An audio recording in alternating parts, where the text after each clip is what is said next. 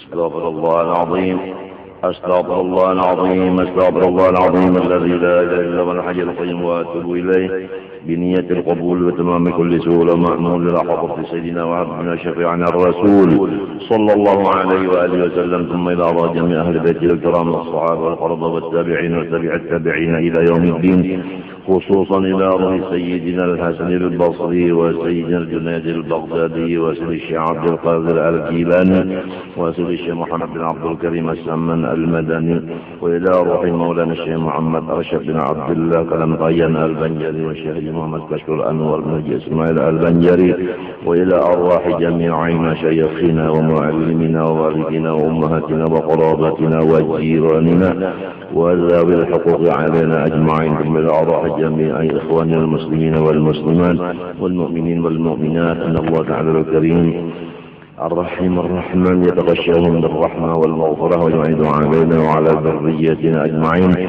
من بركاتهم وأنوارهم وأسرارهم وعلومهم ونفحاتهم وخصوصيتهم وكرامتهم في الدين والدنيا والآخرة، وعلانية أن الله يرزقنا وأزواجنا وذريتنا التوبة والمغفرة والتوفيق والهداية والاستقامة وحسن الخاتمة والشفاء العاجل من الأمراض الباطنية والظاهرية والروحانية والجسمانية وطول العمر إلى فوق المئة في صحة كاملة وعافية كاملة لإعلاء كلمة الدين مع الإخلاص والصدق واليقين وحسن الخاتمة عند الموت في خير ولطف وعافية وسلامة، وأن الله تعالى لا يعذبنا وإياهم في الدنيا وفي البرزخ وفي القيامة، وأن الله يدخلنا وإياهم جنة الفردوس بغير حساب. على هذه النيات وعلى كل ما نوى به السلف الصالح، وإلى حضرة النبي الفاتحة.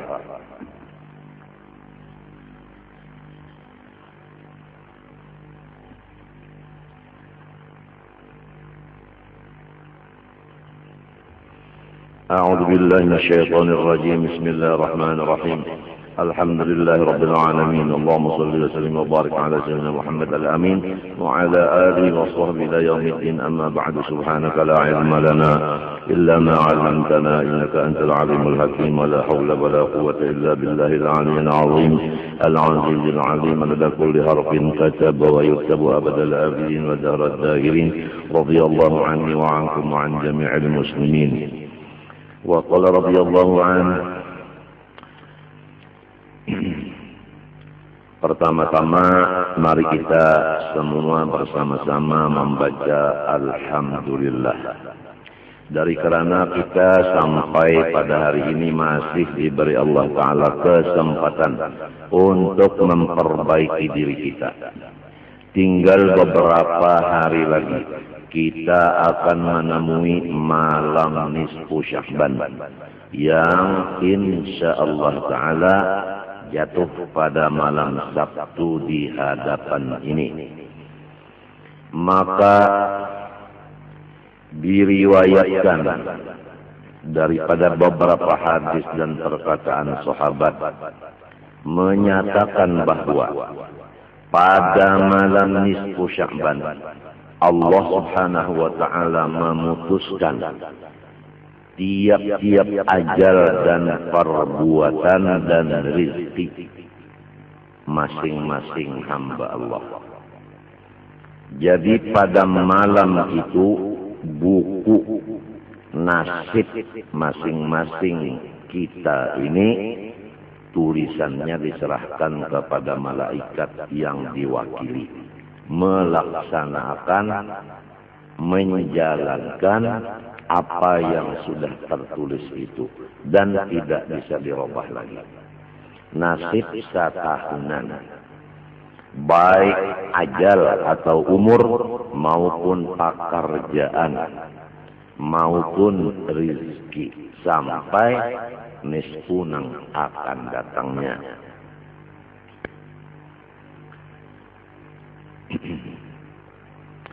Adapun orang-orang yang tidak mendapat keampunan dan rahmat dan tidak diterima permohonan atau doanya oleh Allah, yaitu pertama,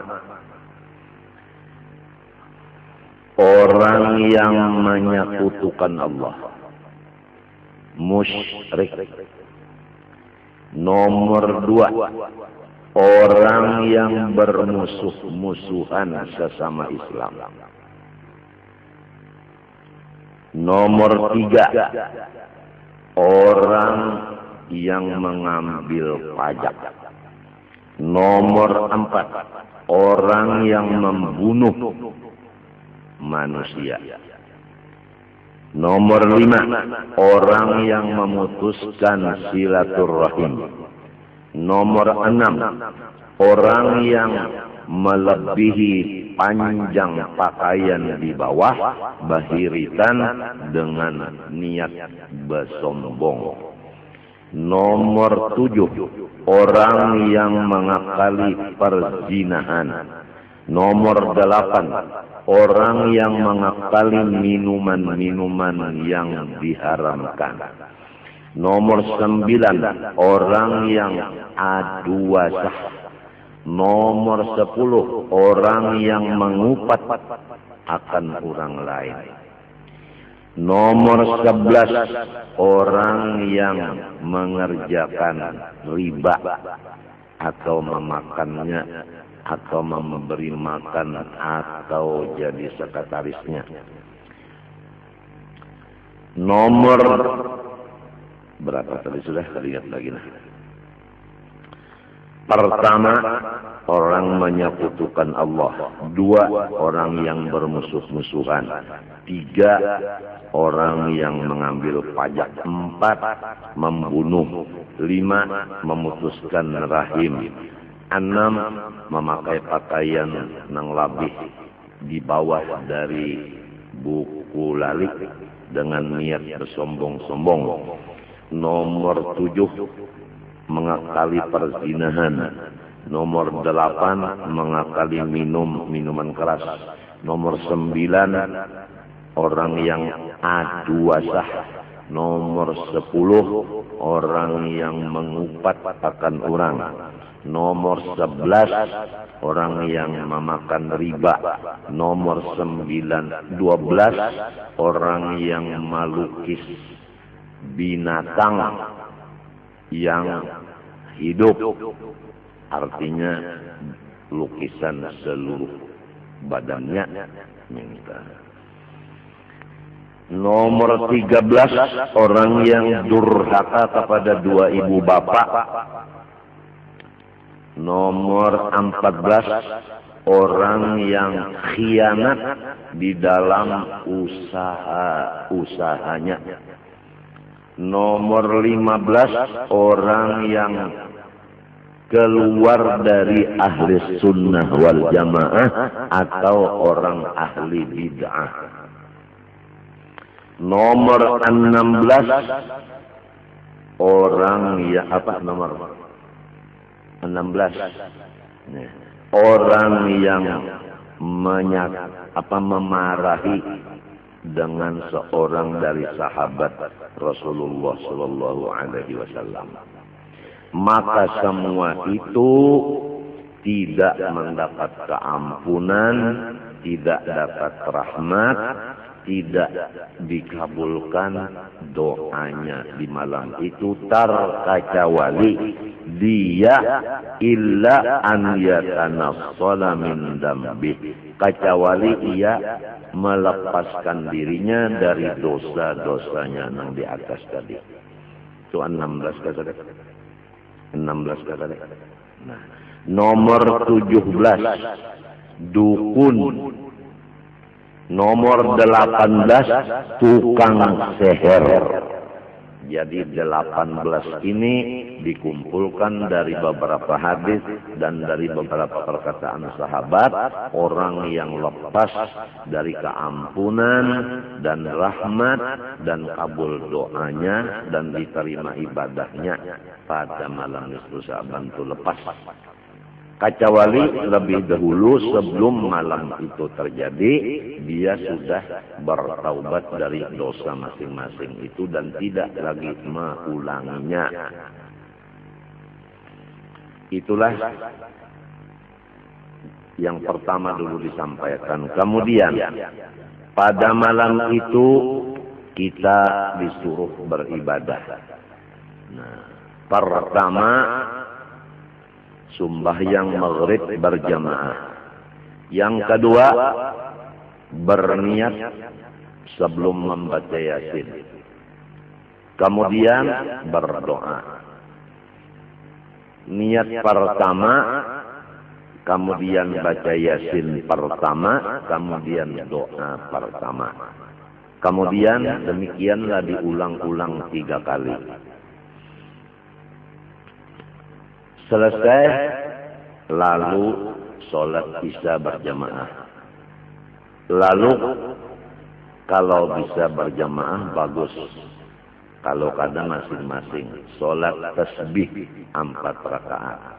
Kemudian membaca tasbih Nabi Allah Yunus, La ilaha illa anta subhanaka inni kuntu minadh dhalimin, 1275 kali.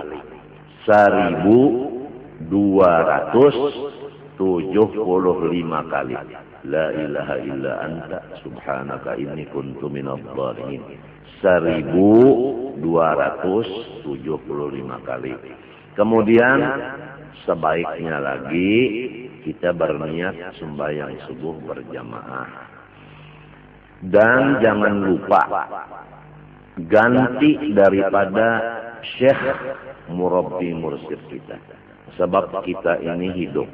Kalau kada bisi guru nang memimpin, niscaya syaitan guru kita. Jadi supaya lepas daripada dipimpin syaitan, maka sudah ijma ulama-ulama menentukan bahwa memperbanyak membaca sholawat dan salam kepada Rasulullah SAW itu taqumu maqama syaikhit tarbiyah. Tulisannya yang kayak ini dalam kitab. وقد أجمعوا على أن الإكثار من الصلاة والسلام على رسول الله صلى الله عليه وسلم تقوم مقام شيخ التربية. Mereka itu ulama ijma bahwasanya memperbanyak salawat dan salam kepada Rasulullah SAW itu menempati kedudukan guru yang memimpin. وقد وصل بها كثير من العارفين ولم يكن لهم شيخ غير ذلك. Dan sesungguhnya telah sampai ke hadrat Allah Ta'ala sangat banyak dari manusia-manusia. Padahal tidak ada mempunyai guru sama sekali, kecuali banyak membaca sholawat dan salam kepada Rasulullah SAW. Jadi ringkasnya, memperbanyak sholawat dan salam kepada Rasulullah itu adalah guru yang memimpin kita. Maka sayangilah guru kita itu, yaitu sholawat dan salam tadi. Jadi malam nisfu Sya'ban banyak-banyak membaca sholawat. Seperti Dalailul Khairat, kita baca umpama mulai dari awal sampai habisnya umpamanya malam itu.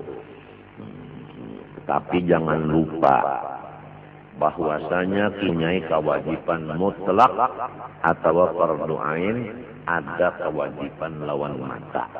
Jadi mata kita diberi 2, hatinya guring.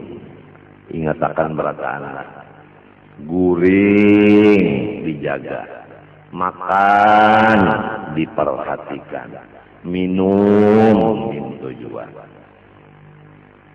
Ingatkanlah, jangan makan minum guring kada tapi diperhatikan. Kalau kurang makan kurang minum, kena garing pian, penyakit mah lawan ginjal. Namun kurang guring kena pian kegilaan. Itu jaga bangetlah, jaga. Karena iblis itu disuruhnya kita banyak beribadat. Jadi lalu makan kada urus, guring kada urus, minum kada urus, akhirnya tatawa sarongonan. Itu tujuan setan itu. Sebab tipu daya setan mengganggu kita dengan kada kawa dihitung. Malah di kitab ulun pernah membaca bilang-bilangan tipu daya setan mengganggu kita ini supaya sasar sebilang-bilang napasnya makhluk Allah. Jadi kalau ada Tuhan yang menolong, kita ini sasar. Nah, oleh sebab itu banyak sholawat kepada Nabi. Dan urusan-urusan yang bakal memanaskan pikiran, jauhkanlah.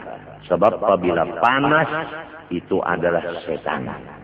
Sebab setan itu api itu kadang-kadang dingin, semuanya panas. Jadi kurang guring, jadinya panas. Kurang makan, kurang minum, jadinya panas. Nah itu. Kemudian, nang sebutin pulang pasan. Jangan sakit hati. Lamun sakit hati, baik sakit beranak daripada sakit hati. Nah, apabila sakit hati, bahayanya kegilaan juga, kena. Lalu lamunnya kegilaan, gara-gara umpat mengaji di sekumpul jadi gila. Padahal kadanya minto pang. Nang jadi kalau nyata, napakah tak hutang ka banyak. Bini ka kada masih sakit hati. Atau nang tadi anu guring kurang benar, makan minum kurang benar. Nah itu. Lalu tina balain pada orang banyak. Nah itu, jadi dijaga benar itu. Itu nang anunya penting-pentingnya aja ta. Nang pentingnya sholawat banyak kemudian nang menyebabkan panas itu dijauhi. Nah, seperti kurang makan, kurang minum, kurang guring. Dan jangan sakit hati. Nang 18 perkara tadi, kalau kita takkan-takkan misalnya durhaka lawan ibu bapak, atau ada tapaut sesama kita, ya kah? Kada baapuran. Nah, sebelum malam itu, kita baapuran, bahabisan dulu. Babo berasih dulu. Kalau misalnya guru usuk, misalnya lawan guru masdar, lawan guru anang antung, sebalujur ditakbirakan misalnya bemadu. Jadi nang bertiga itu baapuran, bemadu nih baapuran. Namun madu telah timbulnya lima wanyi itu nya bakal rubutnya di sebuah rumah bakal rubut saja nya wanyi itu. Jadi namun wanyinya bakal rubut, kenapa madunya kada mau?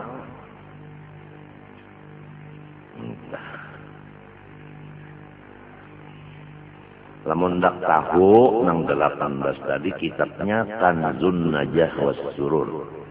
Karangan Syekh Abdul Hamid bin Muhammad Ali Kudus. Ulun dibari langsung dengan tangan Sayyid Amin Qutbi kitab itu.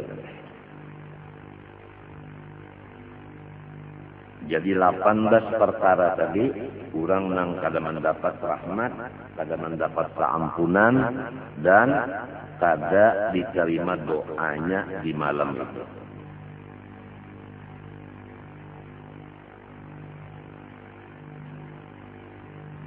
Kadang dulu lah, kehilangan.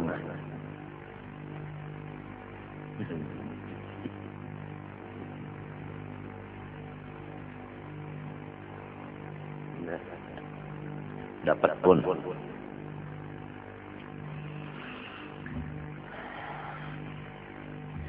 Lalu di dalam hadis disebutkan bahwasanya ada 5 malam nang doa kada pernah ditolak oleh Allah Ta'ala semalaman, mulai maghrib sampai subuh, semalaman lalu pukul berapa aja kada bisa ditolak doa 5 malam. Pertama malam Jumat, malam Jumat. Semalaman lalu pukul berapa aja biar baca. Cuma ingat akan tadilah gurih, makan minum. Kalau kayak aku jam malam minum cuma anak begaguringan. Nah ingat akan setan bisa mahaur. Rasulullah pun guring juga saben malam. Nomor 2, malam pertama bulan Rajab. Kalau malam Jumat seminggu sekali. Kalau malam awal Rajab setahun sekali. Malam nisfu Sya'ban setahun sekali. Malam Lailatul Qadar setahun sekali juga. Malam hari raya Fitrah setahun sekali. Malam hari raya Korban setahun sekali juga ya 5. Matinya malam hari raya itu rajin semalaman berdoa aja. Kadada orang malam hari raya nang bata tembakan. Bujur kada. Apalagi di Martapura, Surambi Makkah, daerah Datu Kalampayan, Khalifah Syekh Seman. Hebat berataan malam hari raya urangna baibadat kemunyaan. Kadada nang bata tembakan kadada. Bujur kada polisi. Bujur kah? Semalaman baibadat saja kada bata tembakan, ampihan sudah. Nang bata tembakan itu lain. Nang bacucul sakalian marcun itu lain. Itu hanya Tionghoa. Itu kadada. Bulan Ramadan kurang tarawih berataan, baca Quran tadarus berataan, kadada nang manu marcun, kadada nang anuan bertembakan buluh, kadada malam-malamnya. Nah, siangnya kadada orang nang baca jualan makanan nang cagar dimakan siang. Warung-warung tutup semuanya. Bujur kadada. Apalagi di Martapura tak gunakan non kepala pasar. Kada orang berjualan. Ulun kada bisa juga melihat orang berjualan sebab ulun dalam kamar aja.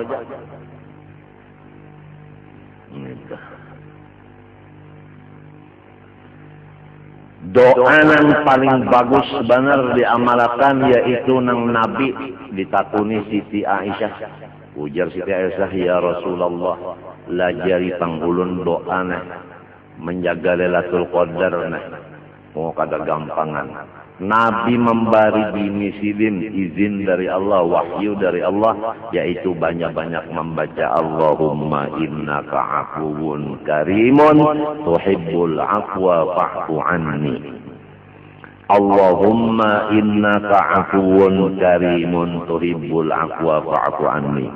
Allahumma ya Tuhanku ya Allah, innaka afuwun, sebenarnya pian ini sangat pemaaf, karimun, sangat pamurah, tuhibbul afwa, cinta memberi maaf, fa'fu anni, maafkanlah segala dosa dan kesalahan hamba. Banyak-banyak membaca itu, apalagi waktu menjaga Lailatul Qadar. Nang biasanya Lailatul Qadar itu menurut beberapa hadis yaitu di malam ganjil sesudah 20 Ramadan. Ya rajin orang ta 21, 23, 25, 27, 29, lalu banyak benar orang rajin bersembahyangan hajat, sembahyang tasbih dan lain-lain ibadah, dan terutama lagi rajin pukul 2 malam memulainya. Kenapa? Karena mulai pukul 2 sampai subuh ngarannya sulusul lailil akhir, sepertiga malam nang di penghabisan. Maka saban malam bukan hanya Lailatul Qadar aja, apabila mulai pukul 2 sampai subuh maka doa dikabulkan di sana. Nah itulah artinya, di antara artinya sedikit artinya pembicaraan bidang agama nang ada kaitannya dengan malam nisfu Sya'ban. Kemudian kita menyambung kitab nang dibaca ini. Qala rahimahullahu ta'ala,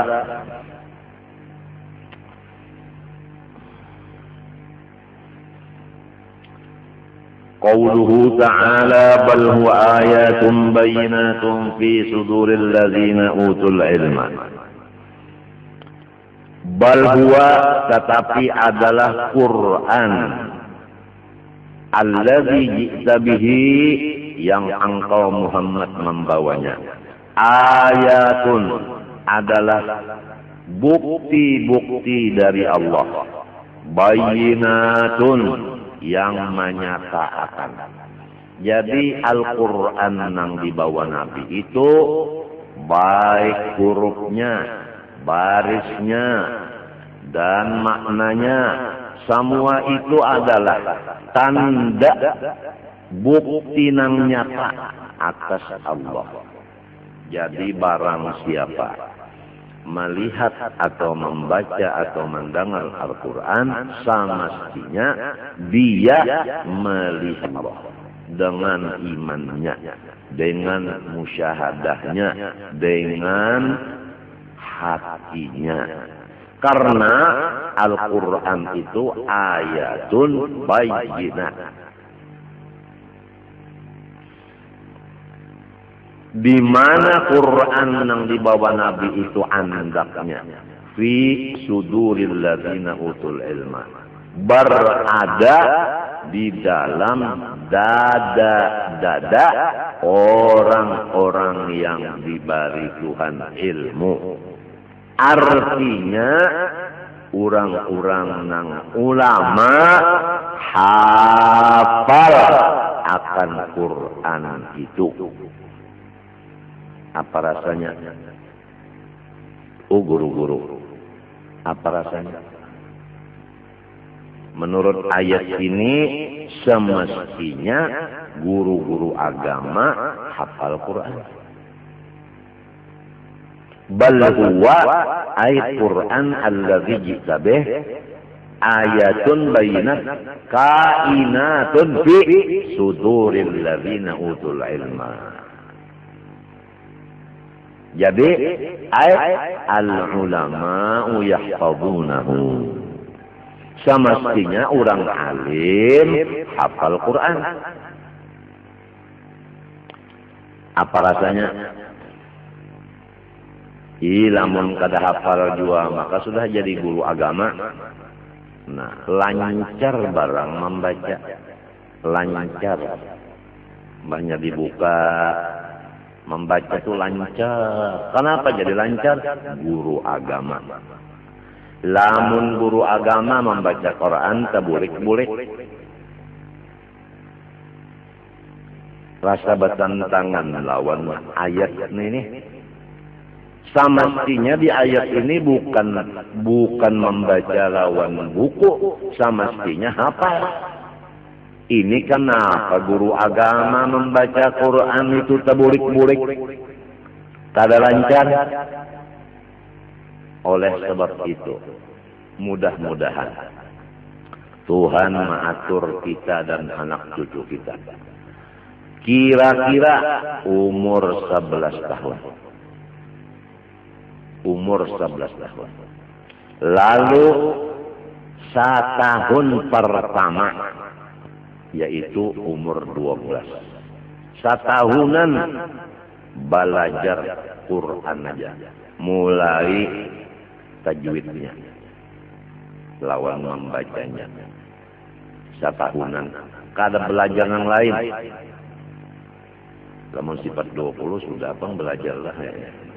Wujud kita bakon itu sudah. Satahunan, jadi umur 12 tahun itu sudah bagus sudah membaca Qur'annya itu bagus sudah. Kada mau lagi huruf-hurufnya tersalah. Nang mana mat jaiz pas, nang mana mat wajib pas, nang mana mat adl sukun pas, nang mana mat tabi'i pas, nang mana ikhfa, nang mana izhar, nang mana iqlab, nang mana imalah pas, nang mana tasbir pas. Tarsing salahan lagi, waqaf ibtida sudah mengerti sebab mengaji satahunan siang malam tajwid saja umur 12 tahun. Berpindah umur 13 tahun belajar sorok. Satahunan insya Allah alim sorok. 13 sudah umur. Umur 14 mengaji nahu satahunan siang malam insya Allah alim nahu. Nah, umur 15 satahunan belajar bahasa Arab lugat insya Allah bisa. Lamun sudah nangka itu komplit Qur'annya umur 12 sudah menguasai. Kemudian sorok sudah, nahu sudah, lugat sudah. Umur 16, 17, 18, 19, 20 membaca kitab gundul. 5 tahun insya Allah kawan jadi guru agama. Insya Allah asal waktu tadi diisi sebagaimana susunan yang demikian.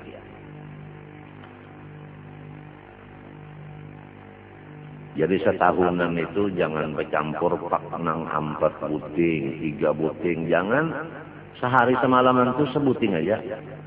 Ya kata tajwid aja. Nah ini kena penyakitnya dulak. Si kan anak nang umur 11 tahun itu dulak. Matinya sambil digamati supaya jangan dulak. Tapi insya Allah apabila memang tulisannya orang itu cagar alim, sifat dulak itu hilang. Kada dulak, tinggal apa? Tinggal lagi pangarahan dari orang tuanya. Lamun orang tuanya mengarahakan ke situ, insya Allah. Gurunya ada, guru Quran tajwid ada, guru sorof ada, guru nahu ada, guru bahasa Arab ada, guru nang lain-lainnya, kitab nang lain-lainnya ada. Kitabnya pang sebahagian ada di sini, sebahagian kada ada. Nah itu mudah-mudahan artinya generasi yang akan datang insya Allah kembali kepada menjadi nang kuat agama.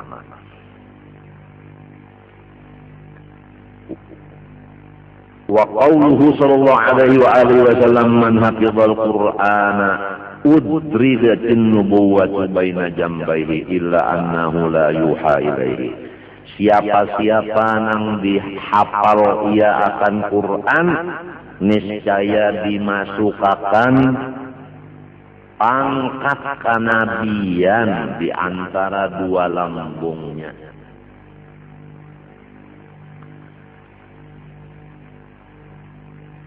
Coba pian baca kitab nang baluman lagi kita baca.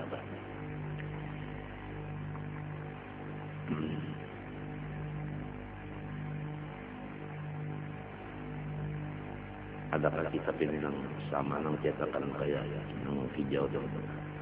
Kita penuh hijau, cetakan hijau. Ya sebentar lah dulu. Menyinak dulu. Ini hubungan kepada hadis ini. Barang siapa hafal ia akan Quran, niscaya dimasukkan oleh Allah akan pangkat kenabian itu di antara 2 lambungnya. Jadi pangkat kenabian itu ada di antara 2 lambung. Kan kalau biasa pangkat itu umpamanya di bahu, bintang ya kan, ada 1, 2, 3, 4.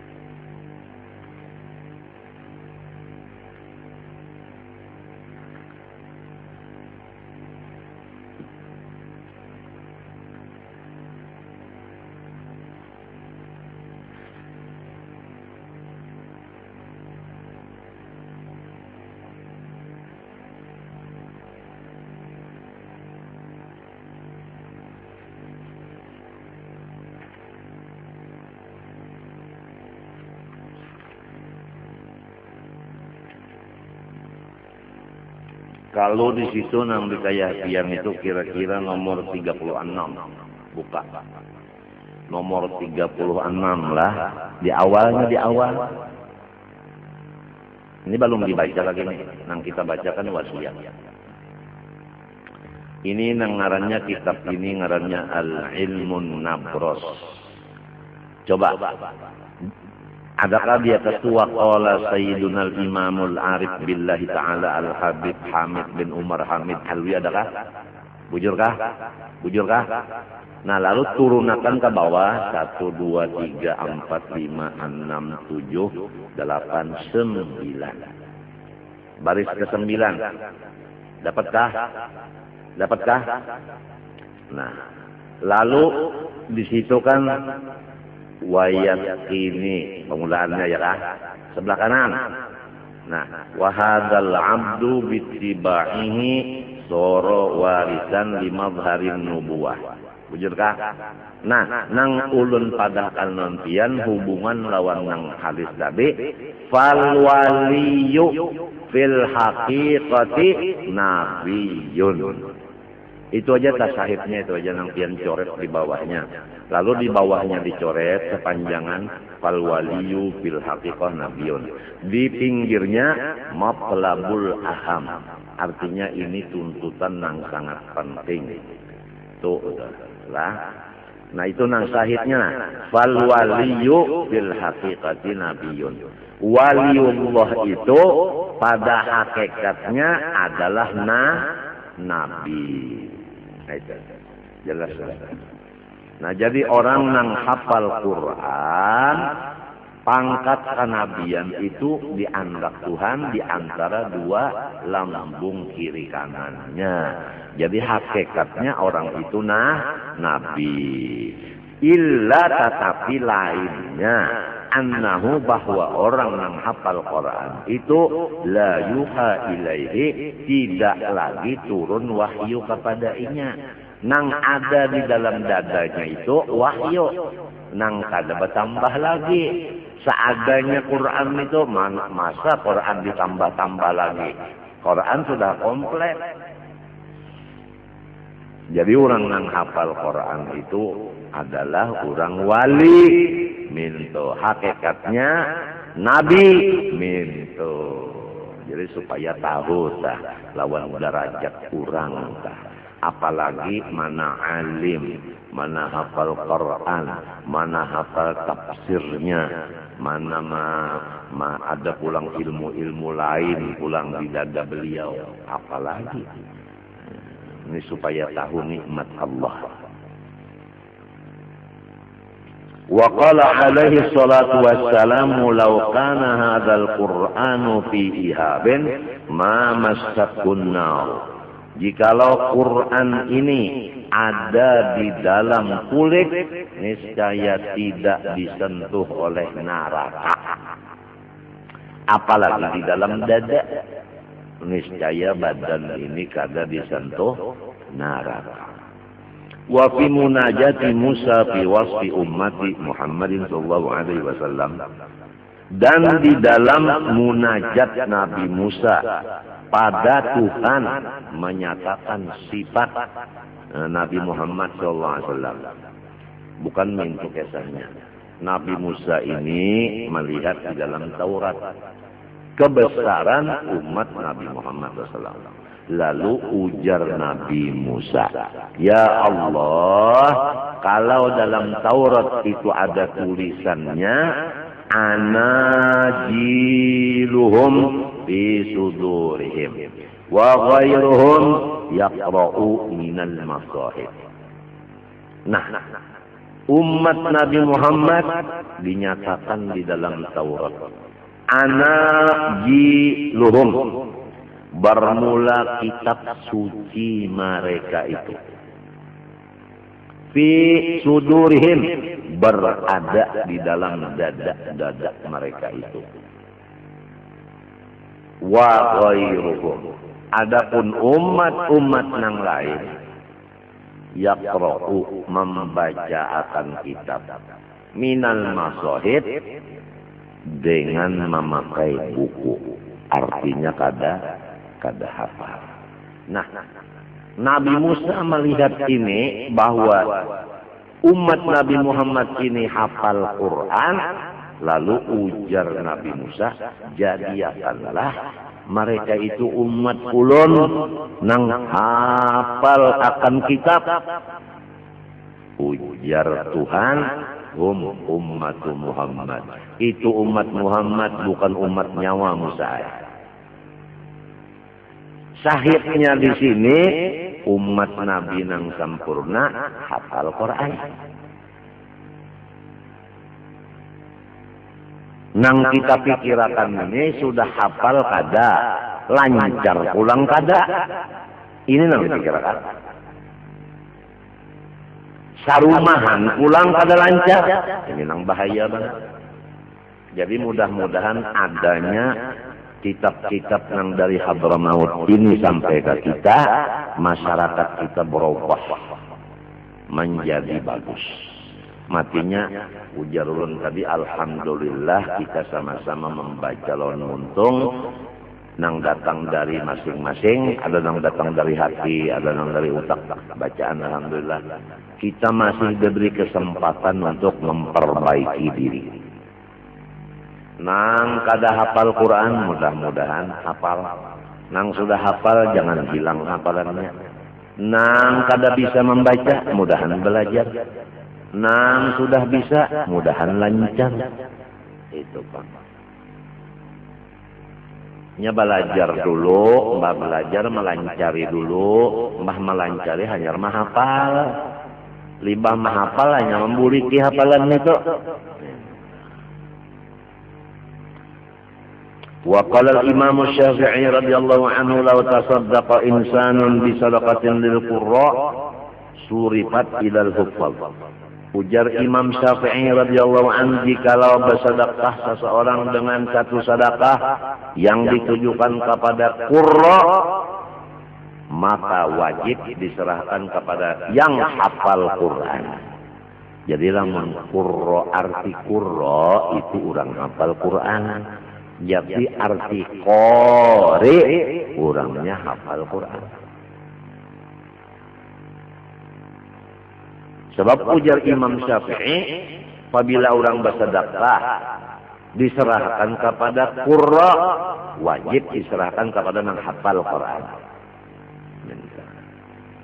Walau tasaddaqa bi sadaqatin li aqalin nas surifat ila zuhadi fid dunya. Jikalau orang bersedekah dengan satu sedekah diserahkan untuk manusia yang paling pintar, siapa yang menerima sedekah itu, maka wajib diserahkan sedekah itu menurut Imam Syafi'i kepada orang yang zuhud akan dunia. Orang yang zuhud akan dunia itu masing-masing memaknai zuhud. Ulama yang benar memaknai zuhud masing-masing.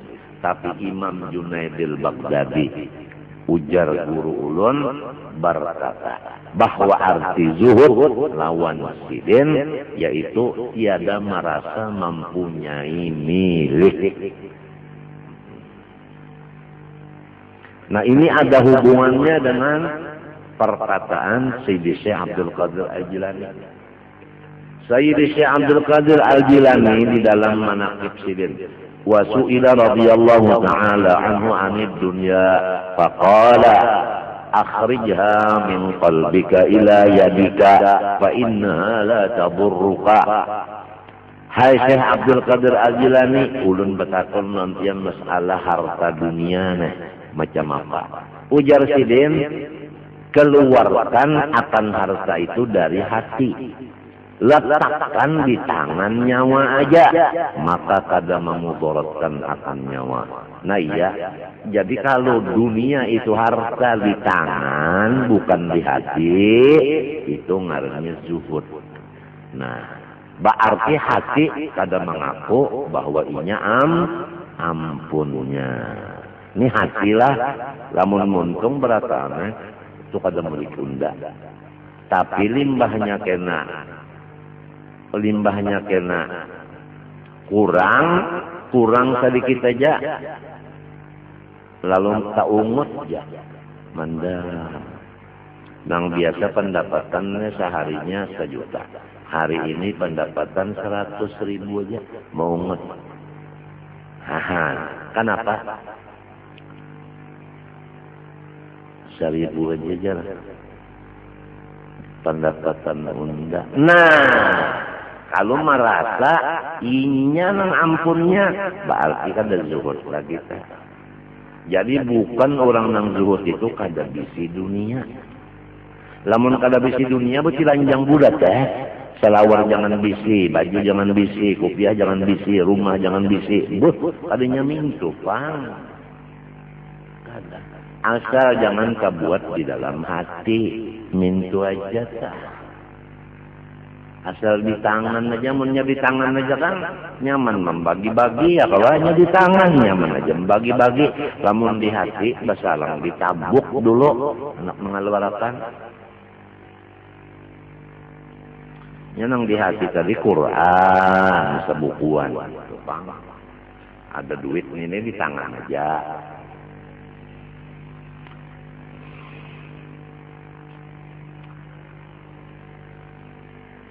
Samalam Sidin ma'atur kitab, kita bulikilah.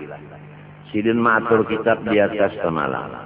Pertama, lantaran kitab agama ini memang luas, seperti lautan yang dalam dan balapis-lapis gelombangnya dan kadada akhirnya. Maka disuruh Sidin kita nang dikaji itu nang paling penting aja. Lalu disusun Sidin. Pertama nang disiapakan kitab cagar dilajarakan Mukhtasar Syekh Abi Suja yang bangaran Al-Ghayah wa Taqrib. Nang dibaca di Darussalam kira-kira sampai wayah ini, yaitu apa Al-Ghayah wa Taqrib. Napa itu ngaran itu? Ini ulun nang kada ingat lagi. Al-Ghayah wa Taqrib ini matannya Fathul Qorib. Fathul Qorib. Nah itu, jadi kita tuh belajar itu tak Al-Ghayah wa Taqrib dulu menukar kitabnya agar dibaca lawan guru. Nomor 2 Bidayatul Hidayah. Adapun Ghayah wa Taqrib karangan Abi Suja Ahmad bin Husain Al-Asbihani. Adapun Bidayatul Hidayah yaitu karangan Imam Ghazali. Nang Malayunya disusun oleh Syekh Abdul Somad Palembang. Dibari ngaran Hidayatus Salikin. Itu bisi kitabnya tak. Bagus saja nang Bidayatul Hidayahnya bisi bahasa Arabnya, nang Hidayatus Salikin Malayunya bisi, gasan belajar. Jangan dibaca serongonan karena bisa tersalah cetak, labihan bisa, kurang bisa. Nah itu. Lamunnya labihan babahaya. Guru ulun bahari bakesah ujar guru ulun kisah labihan. Nah ini kitab kada belajar. Kan wah ini kan banyak kalau buku. Kurang berjual buku di pasar, banyak kita nukar buku, nukar kitab, baca serongonan. Bisa-bisa cetakannya labihan, bisa cetakannya kurang. Jadi jangan, harus baguru. Nah, contohnya di dalam kitab situ ada hadis Nabi, innamas shalah bil qur. Hanya saja sembahyang itu dengan tenang. Jadi Nabi menyuruh kita sembahyang itu tenang. Lantaran kitab hadisnya ini dimakan gagak. Asal salah. Lantaran kitabnya ini tadi nang menulis tak kurang titik sebiji. Salah. Nang menulis tak kurang titik sebiji, lalu bacaannya innamas shalah bil far. Maknanya apa? Hanya saja disuruh sembahyang itu membawa tikus. Jadi orang yang membaca itu apabila hendak sembahyang cari tikus dulu. Ini akibat buku yang kada dilajarkan dibaca serongonan. Mun kita melihat buku macam-macam, wah ini imong panglah. Tapi amun kita lihat kada baguru, nah ini nang bahayanya. Bahayanya ini nang kita nang rasa ada bagandangan busi ya salah. Karena mun baguru itu kitabnya insya Allah ada lebih ada kurang. Nang kedua pahamannya bujur. Sebab guru kurang nang ahlinya. Kada mungkin sidin memberi pahaman nang salah. Mun kita memaham sorong, alih orang alat kada cukup. Nang kedua guru ulun kisah di dalam kitab hadis Nabi. Nah itu. Habbatun sauda syifa'un min kulli da. Bermula jintan hirang, obat bagi semua penyakit. Lalu orang ini membaca kitab. Sekalinya kitab itu kada belajar, dimakan gagak, lalu titiknya bertambah sebiji. Lalu maknanya, bacaannya hayyatun sauda, habbatun likulli da. Apa sifaun min kulli da. Bermula tadi nang hirang, obat bagi semua penyakit. Jadi inya lalu bertambahan penyakit napa aja ada bisi sanatnya. Mulai guru kita, ka guru sidin lagi sampai kepada pangarang yaitu Syekh Ahmad bin Husin Al-Asbihani. Harus kitab itu ada bisi sanatnya. Jadi supaya guru ini mengambil lawan siapa? Lawan ini. Nang ini bang, lawan ini. Lawan ini. Nang kayak sinapang juga senjata pistol. Ini dari mana? Oh dari dari mana? Sampai ke tokonya. Itu tokonya pulang. Di mana? Di sini. Siapa nak ampunnya? Si Ijai. Ijai ini ulang mana? Sekumpul. Sekumpul itu siapa bupatinya? Si harus ada surat bupati. Memang bahwa Ijai ini guru. Nah, harus ada pulang surat di situ Kapolres. Nah, itu pulang naik ke atas ada pulang surat Kapolda. Hanyar naik pulang ke Kapolri. Hanya Kapolri pulang menaikkan. Lalu jelas bahwanya artinya senjata pistol ini. Nah, bujur-bujur hak milik guru Zaid.